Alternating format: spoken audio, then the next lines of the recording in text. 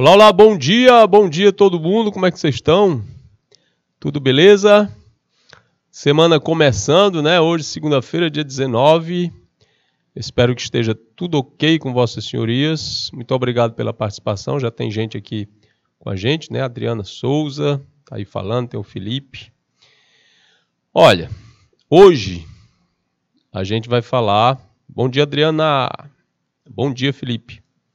Hoje a gente vai falar sobre as questões que a arte brasileira das décadas de 60 e 70 tiveram que enfrentar quanto à censura, certo? Da então ditadura civil-militar que aconteceu aqui entre 64 e 85, tá? 1964 e 1985. Então, o impacto dessa censura na produção artística brasileira. Então vamos começar aqui com calma. O mês já passou um pouquinho da sua metade, a gente está terminando setembro. Hoje até choveu. Bem bacana. Aqui em Teresina e Timon deu uma chuvinha. A gente chama de a chuva do caju e da manga. O teatro brasileiro, nas décadas de 60 e 70, não, o objeto de conhecimento, houve aqui um rompimento, o objeto de conhecimento é esse aqui, tá? O impacto da censura na produção artística brasileira. Aqui houve uma dissonância aqui, mas o objetivo é o mesmo, compreender os parâmetros das artes visuais brasileiras nas décadas de 60 e 70. E a gente vai resolver questões, tá bom? E eu fico o tempo todo errando esse negócio aqui. Vamos lá. Errando não, né? Me comprometendo com o processo. E não risca não. Risca se tu usar uma cor legal, professor. Tá com probleminha? Vamos lá. Vamos começar aqui. Imagem. Essa imagem ela é bastante reveladora quando se diz respeito à questão da busca por direitos de expressividade, de liberdade de expressão. Certo? De liberdade de expressão. Quando a gente quer lutar por um direito, quando a gente quer... Porque a gente vive numa democracia, a gente faz assim, né? Quando você quer ser ouvido, você se organiza em grupos, certo? E vai para a rua mostrar para as pessoas a sua insatisfação, através de gritos de ordem, através de cartazes, certo? Mostrando aquilo que lhe foi tirado ou lhe está sendo negado e que precisa ser consertado, que precisa ser ajeitado para que você tenha. Então, quando há uma manifestação é quando o povo se mexe, se manifesta. Ele vai para a rua dizer, não está certo isso, está faltando isso para a gente, é isso que a gente precisa ter, olhem aqui para nós, né? A sociedade olha para a gente está passando por essa situação, aí tudo isso é mostrado com canções que se cantam durante as passeatas, com cartazes, certo? E com palavras de ordem. Isso é uma manifestação, e acontecia bastante. Nessa época aqui, a gente tem aqui uma foto daquela época, algumas das várias manifestações, e você vê aí muita gente. Artistas é ótimo, artistas contra a ditadura, intelectuais contra a ditadura, então as pessoas se manifestando. Gente, isso aqui foi possível, certo? Bom dia, Amanda. Isso aqui foi possível antes de 68. Assim, foi possível ser feito sem grandes agruras, certo? Sem grande sofrimento. Antes de 68, porque a gente sabe que em 68 foi instituído o Ato Institucional número 5, que fazia referências muito contundentes sobre o que era proibido. E quando foi feito, aí foi proibido manifestação. E quando as manifestações foram feitas, a partir de 68, todas elas eram tratadas pelo Estado como ameaça e refutadas à força. Certo? O que foi esse AI-5? Está aqui. O Ato Institucional número 5, conhecido usualmente como AI-5, foi um decreto emitido pela ditadura militar durante o governo de Arthur da Costa e Silva, no dia 13 de dezembro de 1968. E é uma data né, representativa. Lá vai eu mudando de novo o negócio. Será que se eu botar na caneta serve? Não. Ah, serviu. O dia 13 de dezembro de 68. Não de dezembro e não de 68, mas o dia 13, voltando um pouquinho na história, certo? O dia 13 de outubro, se eu não me engano. Acho que foi isso, 13 de outubro do ano de 1337, salvo engano, por aí, certo? Foram ordenados pela Igreja Católica, por um bispo, um grande governante da Igreja Católica na Europa, várias ordens de prisão e morte de várias pessoas consideradas ameaças para a Igreja, no dia 13. Era um dia 13 e era uma sexta-feira. Esse 13 de dezembro, eu não lembro se foi sexta-feira, mas esse que eu estou falando, né, do século XIV, foi numa sexta-feira. E aí muita gente morreu condenada como herege, queimada na fogueira. Foi um dia tão sangrento que ele ficou no imaginário popular como algo extremamente negativo. E a data, sexta-feira 13, ainda pesa para a gente hoje, por causa desse evento que aconteceu na Europa no século XIV, mais ou menos, aí, né, de tentativa de parar quem estava contra o regime ditatorial, né, cristão católico daquela época. Aí aqui se repete no Brasil, não sei se por coincidência, o mesmo dia 13 de dezembro de 68 é colocado o AI-5.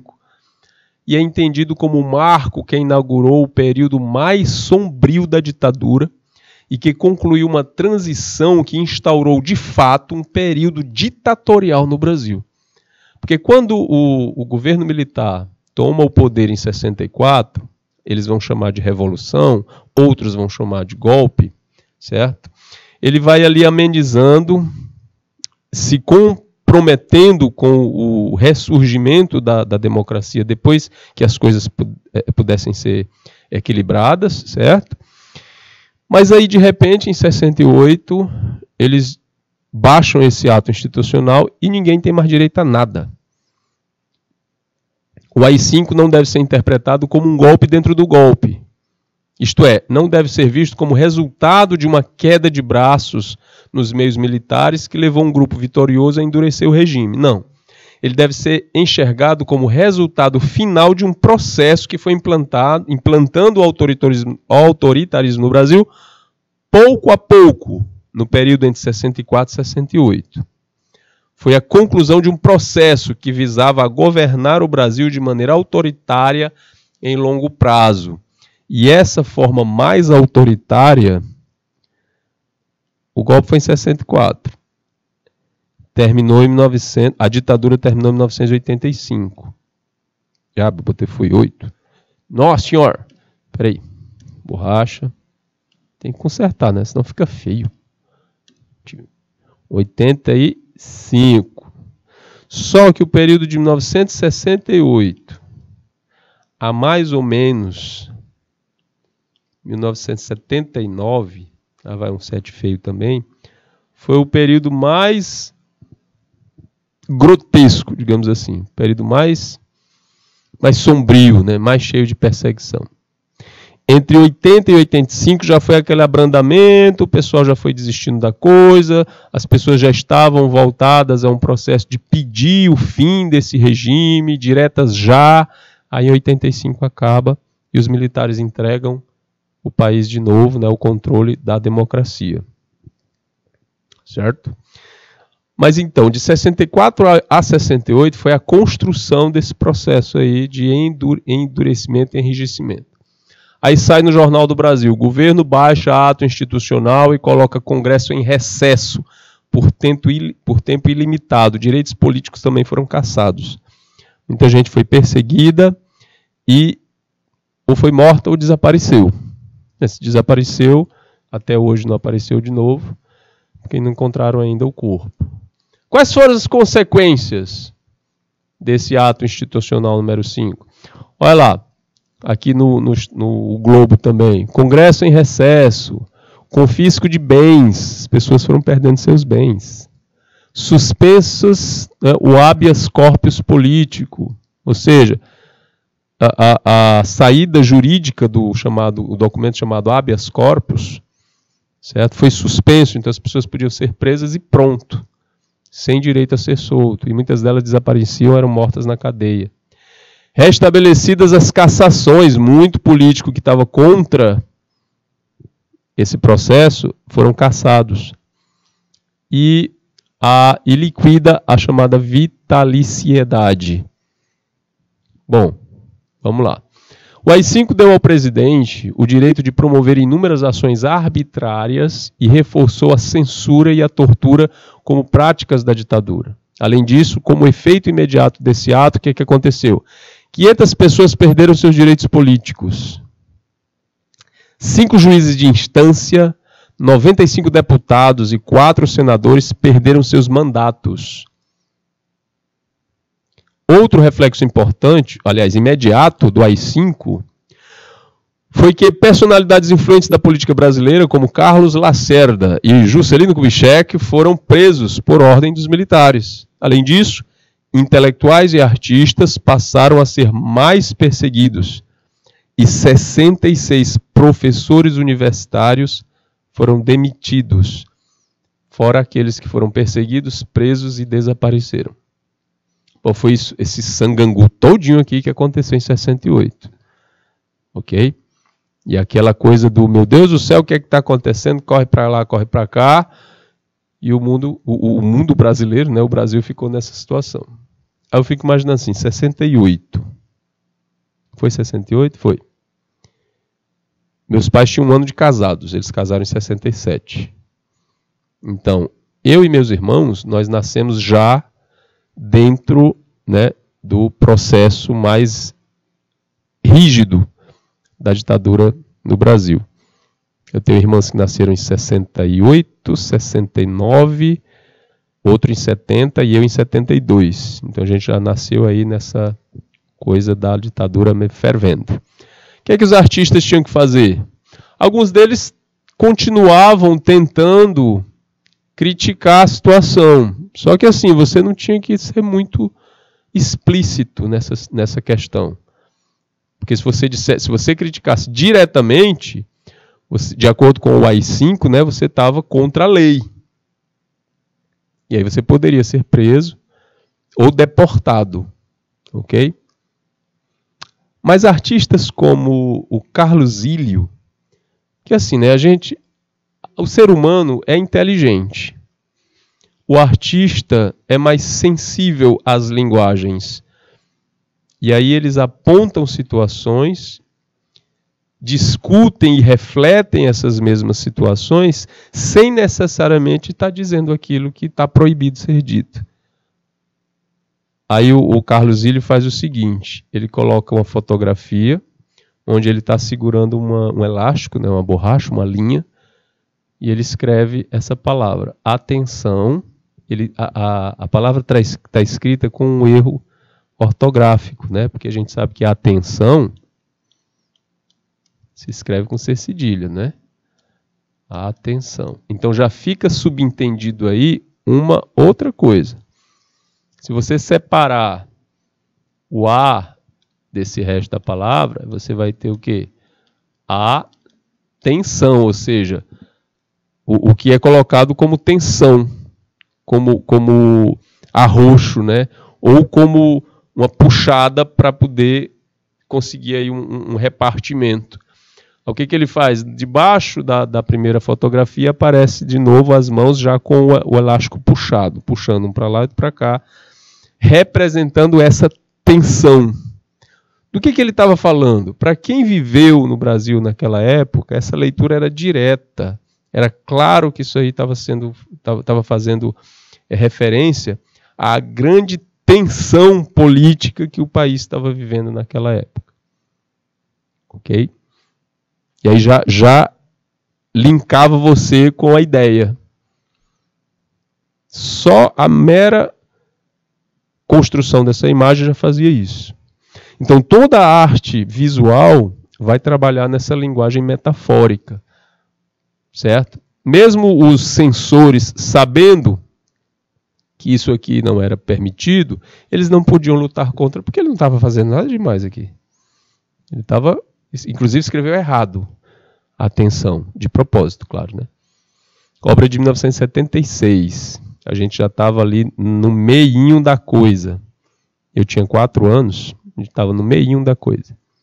Ah, professor, como era naquele tempo você viveu? Eu sabia de nada. Primeiro, porque eu tinha 4 anos. Segundo, porque aqui em Teresina a gente nunca chegava nada para cá de forma realmente importante. A gente vivia a vidinha da gente. Sabe como era a questão da passagem do país, nosso país, de império para república? Boa parte dos brasileiros, da população, não tomou nem conhecimento disso. Ah, legal, beleza. Mas a gente não, as coisas ficaram mesmo ali nos grandes centros, né, detentores desses poderes políticos. A vida seguia. E a gente só seguia a vida. Já em 73, né, em 1973, o governo militar vetou a música Uma Vida Só. Vejam bem, onde é que a censura ia atrás, não é, das questões artísticas de mídia. Ela vetou, o governo militar disse assim, essa música não pode mais ser tocada. Essa música também foi conhecida como Pare de Tomar a Pílula, do ídolo brega Odair José. Brega, gente, porque é um estilo de música que foi taxado desse jeito, taxado de brega. Alguns artistas que não estavam no núcleo ali Rio-São Paulo, né, naquela ponte Rio-São Paulo, de grande influência, né, de boas artistas, entre aspas, bem-nascidos, né, e que tinham sucesso, eles não eram respeitados pelo pessoal da Jovem Guarda, pelo pessoal da MPB, da Bossa Nova, e assim eles eram taxados de músicos bregas. O Odair José estava aí nesse rol. E até hoje a gente considera esse tipo de música como música brega. Mas mesmo assim, essa música que fez um sucesso estrondoso na época do Odair José, a letra dela não pregava resistência contra a ditadura. Não falava de qualquer herói do comunismo, nem fazia doutrinação marxista, que era uma das grandes perseguições do pessoal da ditadura, da censura, que era proibido absolutamente ideias comunistas, doutrinação marxista, certo? E outra forma de resistência assim que hoje o pessoal conhece como coisas de esquerda. A culpa foi do refrão. E dizia assim, pare de tomar a pílula, porque ela não deixa o nosso filho nascer. Pare de tomar a pílula, pois ela não deixa sua barriga crescer. O que é que os militares tinham a ver com isso? Qual era o problema dessa coisa de parar de tomar a pílula? Bom, o governo estava patrocinando, ou seja, estava usando dinheiro do país numa campanha nacional de controle da natalidade na época. Gente, o Brasil tinha 90 milhões de habitantes. 90 milhões, mais ou menos. Depois passou a ter 120. Hoje a gente tem mais de 230 milhões de habitantes no país e ainda tem espaço. O Brasil é imenso.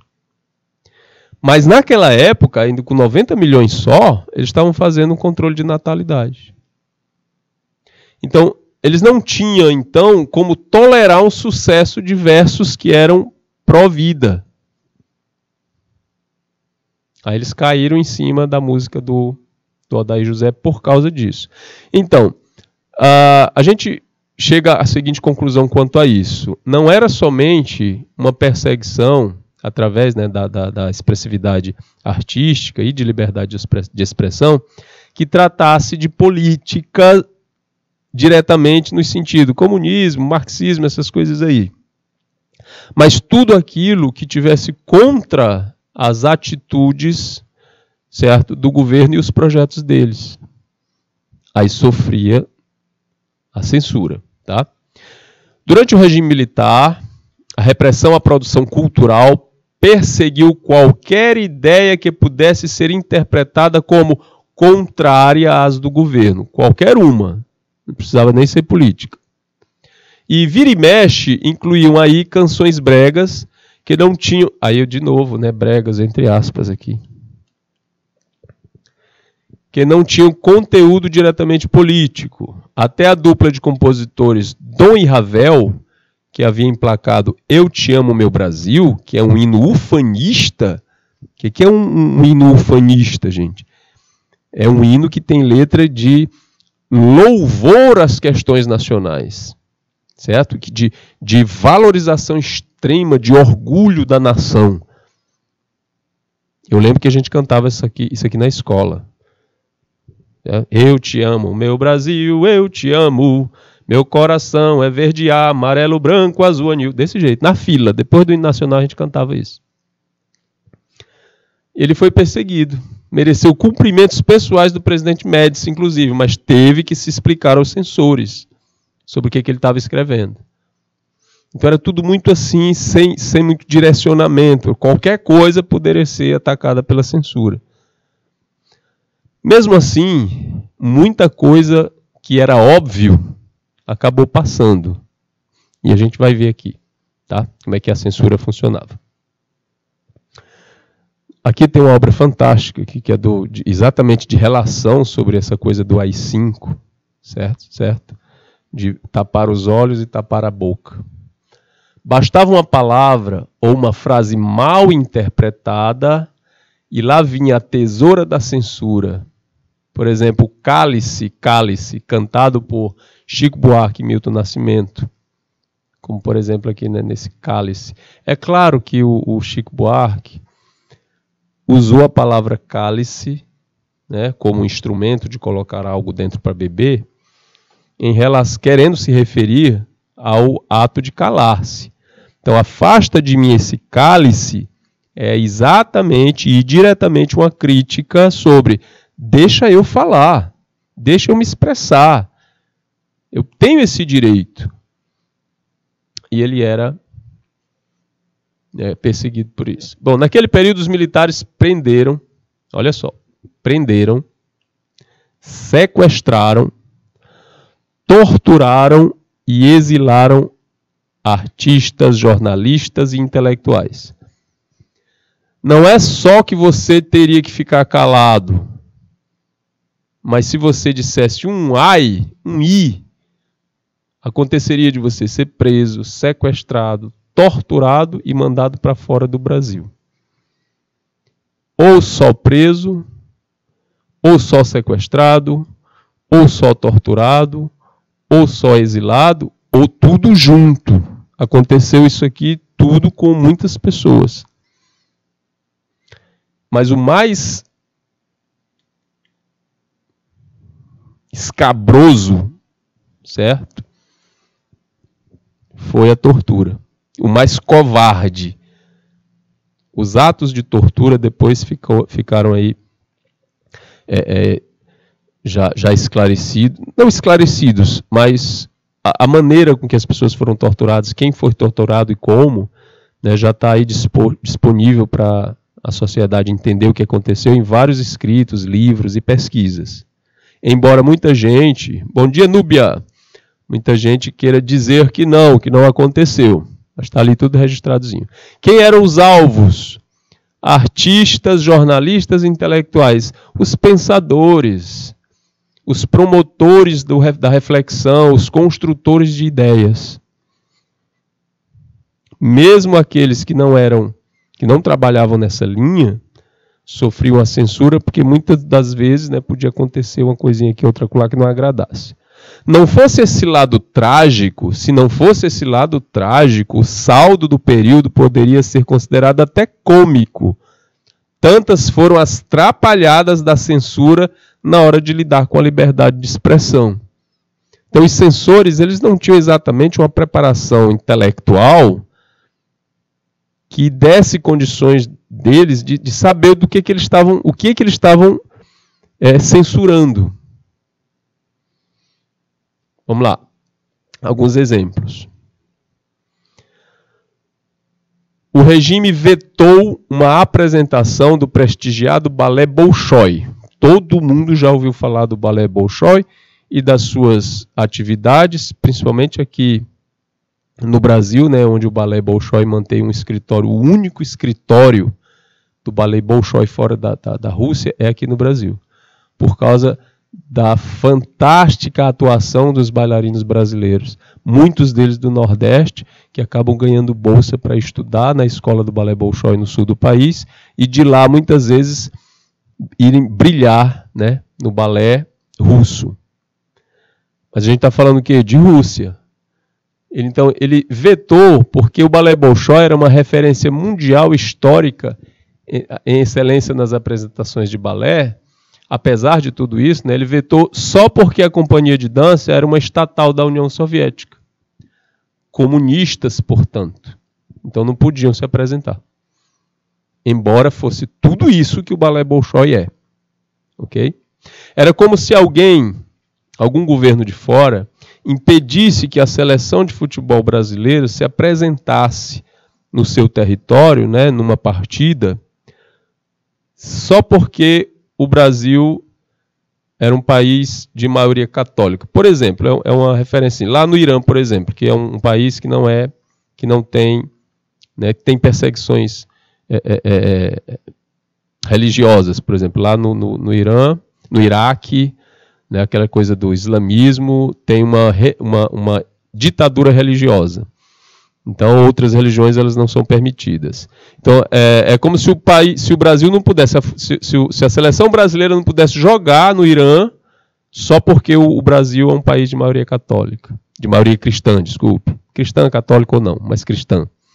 É mais ou menos isso, certo? Impedir que o Balé Bolshoi dance, só porque ele fazia parte da antiga União das Repúblicas Socialistas Soviéticas, eram comunistas. Bom, seria como proibir charutos, por exemplo, né, de serem cubanos. Filmes de Kung Fu foram proibidos por conter substrato maoísta.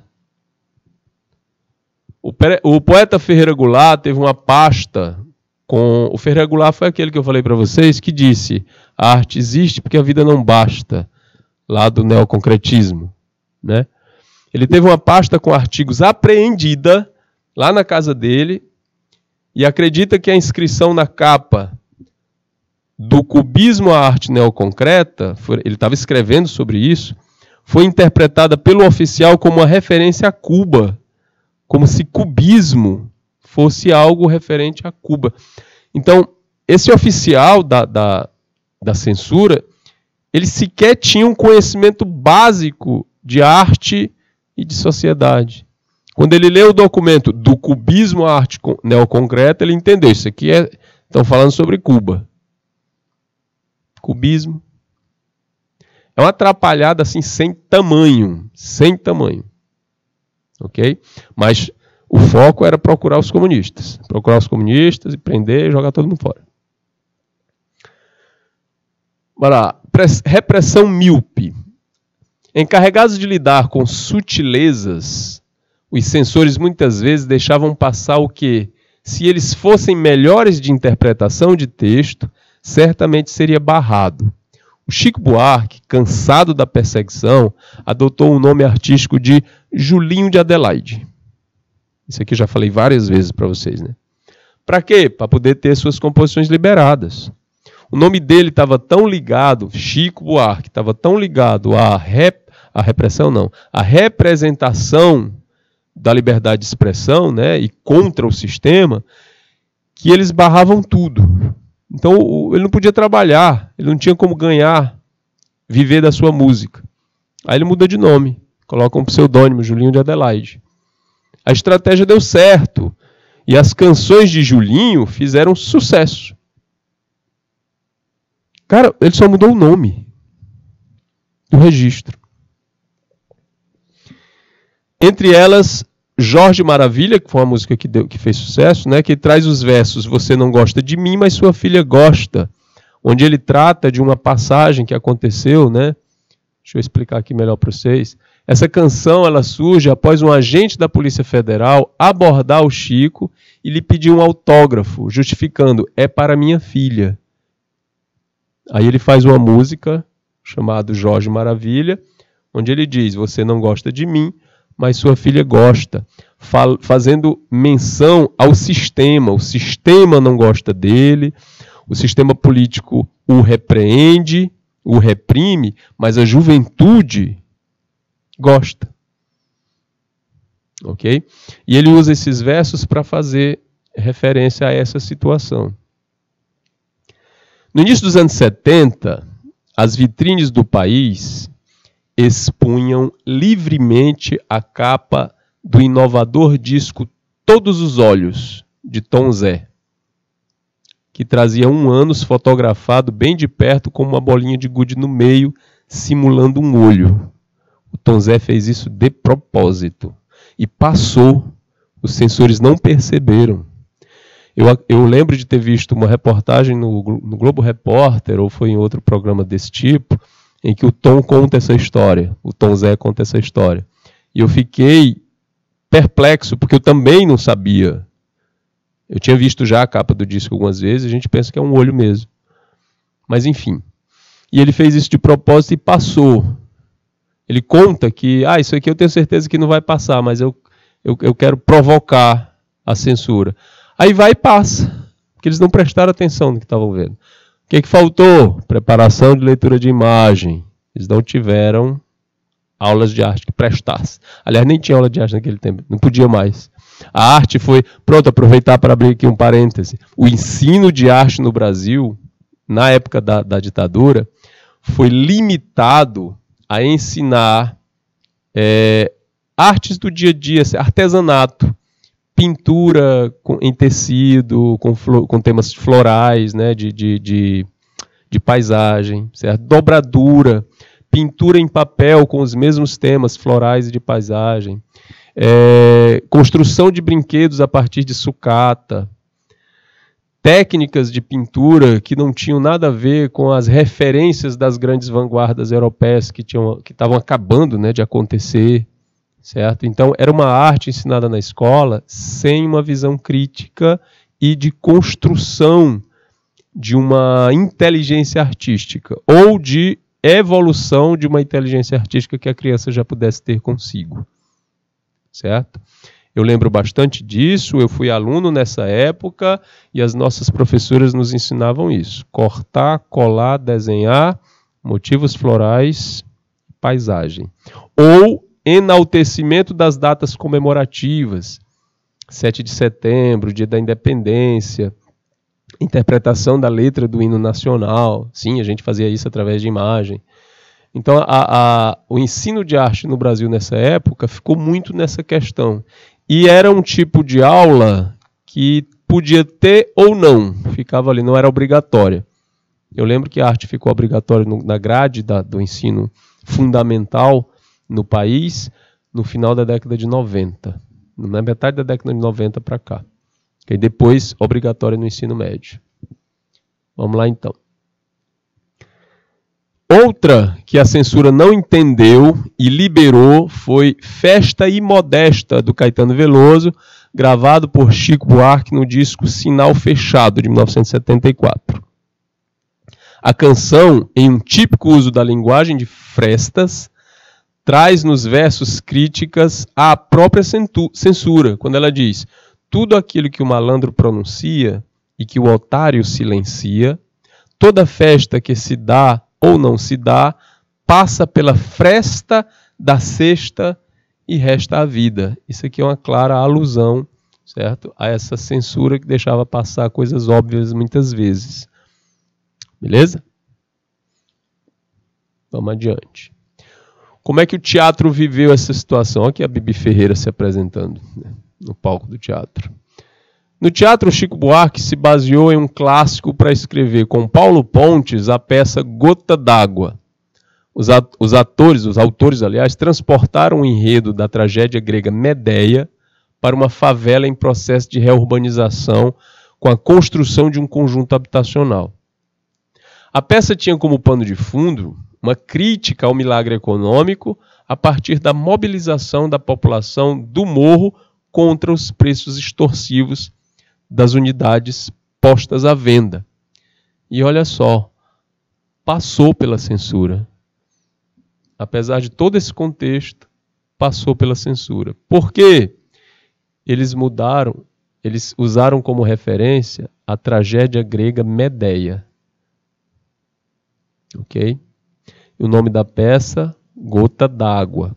Aí lá na referência, né, nas orientações para censura, tinha a base do texto, que era a peça grega Medeia. Eles nem leram o resto. Eles acharam que seria uma reconstrução, né, de uma peça grega, né, de uma coisa... Pedro Henrique, bom dia! De uma coisa ali que ia se manter dentro das linhas. E passou. Passou de boa. Eu tenho para mim que eles estavam tipo assim, já cansados. Ah, tem que ler isso aqui? Não vou ler não. Já tenho preguiça de ler. É sobre tragédia grega, então deixa, passa. Porque assim, ler, informar-se, gostar de informação, nunca foi muito, né, do feitio de ditaduras, né? Vamos lá então. Ah, eu tenho um outro parêntese que eu esqueci e eu vou botar depois, tá? Eu lembrei, depois esqueci e vou voltar. O campo das artes plásticas, por exemplo, né, por sua própria história, foi o que mais encarnou esse ideal de ruptura e transgressão, tanto estética quanto comportamental. E eu lembrei do parêntese que eu ia abrir, vou aproveitar para abrir agora aqui. Sobre essa questão da censura na televisão, era o seguinte. Quando começavam, eu lembro muito bem disso, até o final da década de 80, não, em 85, 86, 87 já tinha acabado. Acredito eu que em 86 já tinha acabado, porque a ditadura acabou em 85, aí em 86 não se usava mais. Quando ia começar um programa na TV, o que acontecia? Antes do programa, aparecia a foto do cartão de liberação do programa pela censura federal, com todas as informações do programa, a emissora, o horário, o título, né, do programa e a orientação, né, acerca da idade, né? E diziam, esse programa foi liberado pela censura federal e é proibido para crianças abaixo de 12 anos, por exemplo. Eles falavam assim, e era uma chamada assim bem forte. Gente, antes de todos os programas, filme, seriado, programa de TV, programa de auditório, todos eles, jornal, novela, então todos eles, antes de serem exibidos, mostravam a ficha, né, de liberação da censura federal, ok? Aí meu pai, ele aproveitava para balizar a gente nisso aí. Quando terminava o jornal, começava a novela e dizia que era proibido para menores de 12 anos, a gente, papai tem 8 filhos, a gente que não tinha ainda 12 anos, ele mandava todo mundo se deitar, fazer outra coisa, não podia assistir o programa. E eu deixei de assistir um bocado de filme depois da novela por causa disso. Mas enfim, então era isso. Vamos lá. No campo das artes plásticas, né, por causa da sua própria história, ela acabou tendo esse ideal, né, de ruptura e transgressão na estética e no comportamental. Então era preciso criticar o regime autoritário e também buscar novos modos de produção artística e de ocupação dos circuitos de exposição das obras, indo além dos limites de galerias e museus.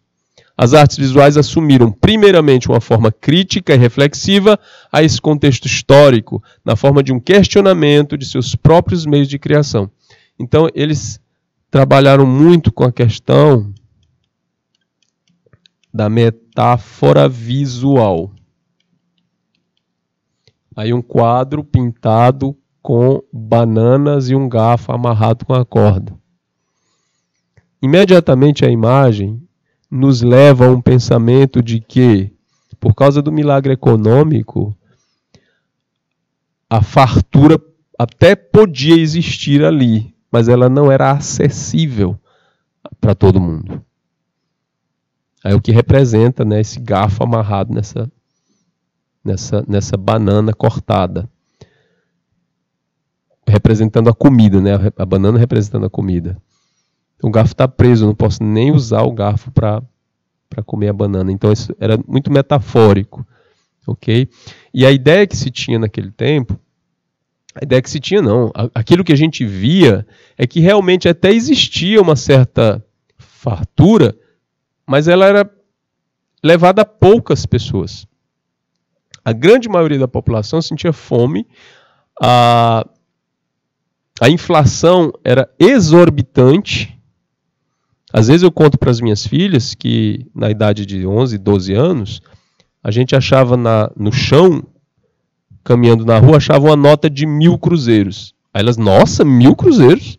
E o senhor ficava rico na hora que achava. Disse, não valia nada. 1.000 cruzeiros não valia nada. Tamanho inflação que afligia a população naquele tempo. A mais nova fica até assim, gente, como que 1.000 não valia nada? Você falou, 1.000 hoje em dia vale mais ou menos, dá para comprar alguma coisa, pagar umas contas, mas a inflação vai comendo o valor da moeda, e eu espero que não chegue longe de todas as... Espero que não chegue ao mesmo patamar. Não vai chegar, temos fé lá em Deus.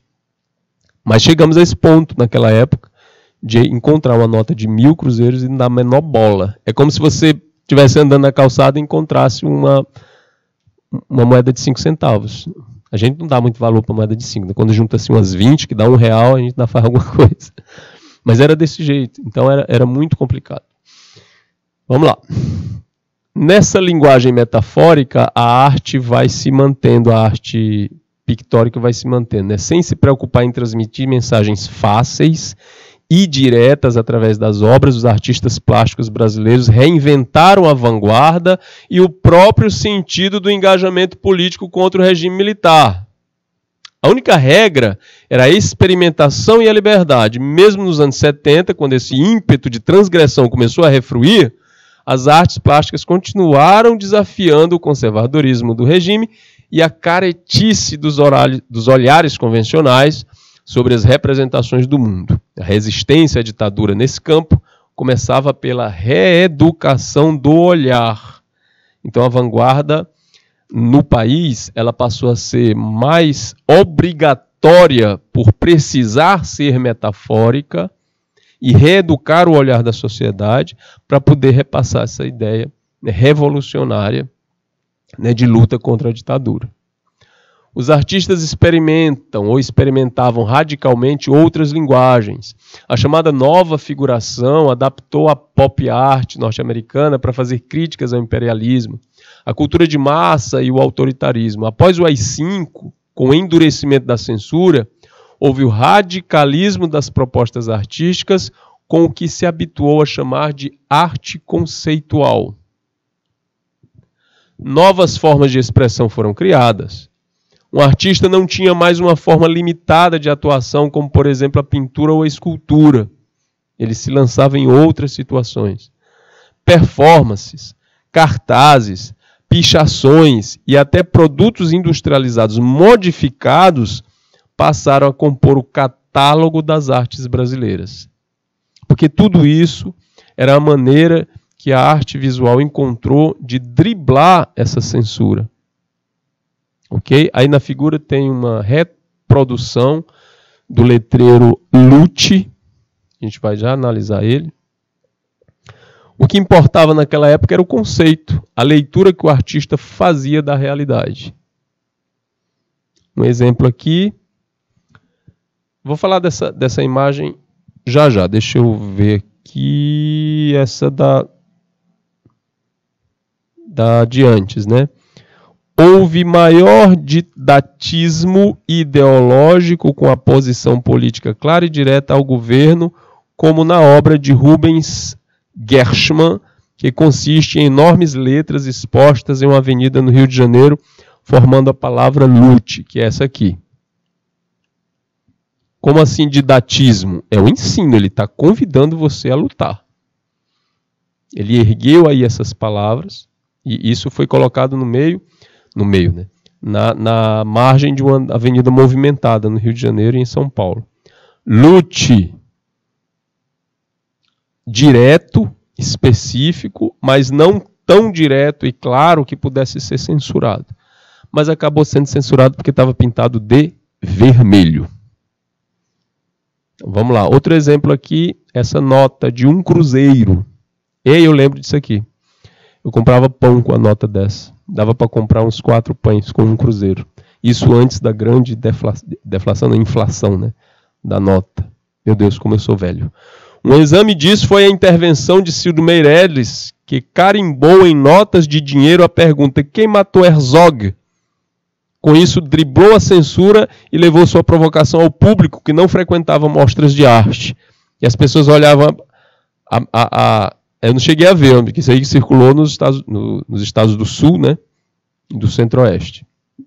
Do Sudeste, aliás. As pessoas olhavam para a nota e diziam assim: quem matou Herzog? Eu acho que quem é Herzog? Outro dizia: não, eu vi no rádio, vi no jornal, que foi um jornalista que morreu, ele foi preso, aí ele se matou na cadeia. Só que a pergunta aí é: quem matou Herzog? Gente, e ele não se matou? Ele não tirou a própria vida? Aí começava aquela reflexão: eita, será que foi perseguição? Será que... Isso através da obra do Meirelles. Essa nota, gente, carimbada, e a foto do processo, né, ele carimbando a nota, estão expostas no Museu de Arte Moderna de Nova York. Não ficou aqui no Brasil. Foi feita naquela época e ficou por lá, porque se fosse aqui ela teria sido destruída. Então está lá. Também ele fez uma série, né, de garrafas de Coca-Cola, onde ele mandou imprimir na garrafa de Coca-Cola a frase Yankees go home, ou Yankees vão embora daqui. Os Yankees são os estadunidenses.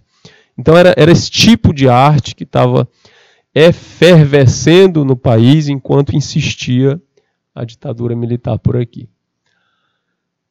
Vamos lá. Mesmo com o endurecimento da censura, nos anos 70, as vanguardas artísticas continuaram a revolucionar códigos. Ainda que dissociadas da ideia de luta e utopia, né, obras como happenings, performances e conceitualismos geraram conteúdo artístico voltado a esse descontentamento. Artistas fundamentais da arte contemporânea, como Ivan Serpa, Antônio Dias, Hélio Oiticica e Carlos Vergara, participaram com obras igualmente contestadoras, que romperam com estéticas artísticas importantes em nome da oposição ao regime. Então, era daquele jeito porque tinha que ser daquele jeito. Foi o caso da obra Tropicália, de Oiticica, que desencadeou todo um movimento cultural chamado tropicalismo, que a gente tratou em outra aula aqui. A obra era uma instalação, uma espécie de labirinto sem teto, que remetia à arquitetura das favelas. E em seu interior havia uma TV que ficava sempre ligada, fazendo a alusão ao controle da opinião pública através da mídia. Isso principalmente nas periferias. Aí está aqui a obra do Hélio Oiticica, refeita, né? Recolocada aqui nessa exposição. Tinha muito mais coisa, aqui ficou meio resumido, mas ele tinha muito mais coisa. Então foram tempos inquietos e que contribuíram para desgastar o regime frente à opinião pública. Ao longo dos mais de 20 anos do período militar no Brasil, as artes visuais reagiram de diversas formas às diferentes conjunturas. Todas elas expressavam, de alguma forma, a reação, aliás, dos artistas ao regime e à censura. Porém, não dá para dizer que a vanguarda brasileira não tenha sido afetada pelo regime militar. A falta de liberdade para a produção artística e a desestruturação do sistema das artes plásticas no Brasil, com o exílio da crítica, a perseguição dos artistas, entre outros fatores, culminaram numa mudança profunda do significado da arte no país. O chamado fim das vanguardas foi percebido mundialmente na década de 70, mas seu efeito foi particular no Brasil, também por causa do período político. Então a gente tem uma vanguarda que influenciou o país, mas que se manteve aqui como linguagem essencial para continuar falando de liberdade de expressão, sem que a perseguição fosse assim tão contundente, apesar de ter sido bastante grave. Beleza? Vamos analisar uma questão? Sempre bom, né, a gente ver um assunto e depois falar de uma questão sobre. Tá? Então vamos lá. Essa daqui de 2013, da UP. O regime militar brasileiro, de 1964, que tem um errozinho, né?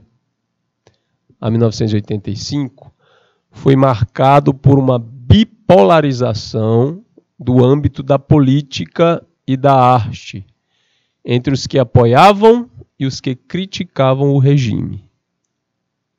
Algo semelhante? Bora lá. Dentro do segundo grupo, né, dos que criticavam o regime, destacaram-se os músicos que produziam canções de protesto, algumas das quais vinham envoltas em metáforas, além de outros recursos estilísticos, no intuito de ocultar à censura sua mensagem subliminar. Dentre essas músicas, pode-se identificar a Canção da Despedida, de Geraldo Vandré, no seguinte trecho: já vou embora, mas sei que vou voltar. Amor, não chora, se eu volto é para ficar. Amor, não chora, que é hora de deixar. O amor de agora, para sempre ele ficar. Eu quis ficar aqui, mas não podia, o meu caminho a ti não conduzia. Um rei mal coroado, não queria o amor em seu reinado, pois sabia, não ia ser amado.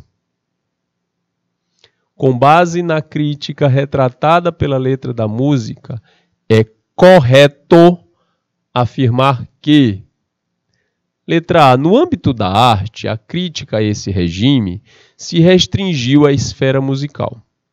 Letra B, aquele período parecia um conto de fadas com histórias de reis e amores impossíveis. Letra C, a difícil experiência do exílio forçado foi vivenciada durante o período. Letra D, Geraldo Vandré costumava musicar suas desilusões amorosas. E letra E, a tranquilidade vivenciada pela sociedade permitia a composição de canções de amor. O que a gente quer aqui? Com base na crítica relatada pela letra da música. Voltando aqui à letra da música só para vocês entenderem. Ele diz: já vou embora, mas sei que vou voltar. Essa música ficou famosa na voz da Elba Ramalho, tá? Na década de 80. Amor não chora, se eu volto é para ficar. Amor não chora, que a hora é de deixar. O amor de agora, para sempre ele ficar. Eu quis ficar aqui começa a crítica. Eu quis ficar aqui, mas não podia. O meu caminho a ti não conduzia. Um rei mal coroado, aqui é alusão explícita ao presidente que tomou o poder, né, depois do golpe militar. Um rei mal coroado, ou seja, ele não foi eleito para ser presidente. Valéria Cristina, bom dia, dizendo: eu conheço a música, é linda a letra. Exatamente. Olha lá. Não queria, né, o amor em seu reinado, pois sabia não ia ser amado. Eita, que tem tanta coisa atual. Mas vamos lá. Com base nessa crítica, é correto afirmar o quê? Aqui. A, B, C, D ou E. O que o Geraldo Vandré queria dizer com isso tudo aí? Resposta, letra C. Olha, a letra C diz o seguinte: a difícil experiência do exílio forçado foi vivenciada durante o período. E a explicação está aqui. A canção fala de despedidas, algo que acontecia com aqueles que partiam para o exílio voluntariamente ou obrigados. As outras opções, né, não estão corretas. Todas as demais formas de arte, da dramaturgia, artes plásticas, também faziam críticas ao governo. As demais alternativas apelam para fatos fantasiosos para descrever o período e estão incorretas. Por quê? No âmbito da arte, a crítica a esse regime se restringiu à esfera musical. Ele está dizendo que só a música fez crítica ao regime ditatorial, e não foi assim que aconteceu. A letra B diz que aquele período parecia um conto de fadas. Gente do céu, com histórias e reis e amores impossíveis. Conto de fadas no Brasil, na época da ditadura? Não. Letra D fala: Geraldo Vandré costumava musicar suas desilusões amorosas. Isso não explica, porque o Geraldo, ele poderia até fazer uma música com desilusão amorosa, mas a letra teria sim, porque ele era um ativista, teria sim um cunho de crítica política, certo? E a letra E fala que a tranquilidade vivenciada pela sociedade, gente, o que a gente viu até agora, de perseguição, de sequestro, de morte, de desaparecimento, não tem nada a ver com tranquilidade vivenciada pela sociedade naquela época, para permitir composição de canções de amor. As canções de amor eram compostas a si mesmo, ok? A Valéria ainda coloca ali para gente: eu gosto do presidente Getúlio Vargas, ele foi muito bom, ajudou muitos trabalhadores. o período da ditadura não foi tão ruim assim. Tá, bebê? Depois a gente conversa, tá? Quem viveu e quem só viu, tá certo? Olha lá. Mas isso aí são situações, certo? Históricas, que estão registradas na história, e muita coisa não pode ser contestada, certo? A nossa aula falou sobre como a arte viveu, né, em ponto de guerra com a censura da ditadura militar, que revogou os direitos das pessoas, inclusive o direito à própria vida, quando ela era uma vida que apresentava perigo para o sistema, ela era retirada, ok? E quem perdia a vida nesse momento eram aqueles que estavam apontando o dedo para as coisas erradas que a ditadura trouxe, principalmente as pessoas de periferia, certo? As mulheres e a população negra, ok? Bom, então a arte vivenciou esse processo, passou por esse sistema e estamos aqui contando a história. Obrigado pela atenção, um bom dia para todo mundo que estava aqui acompanhando a gente. Pedro Henrique, Felipe, Valéria, um grande abraço, uma boa semana e a gente se vê na próxima aula, na próxima segunda-feira. Tchau, cheiro!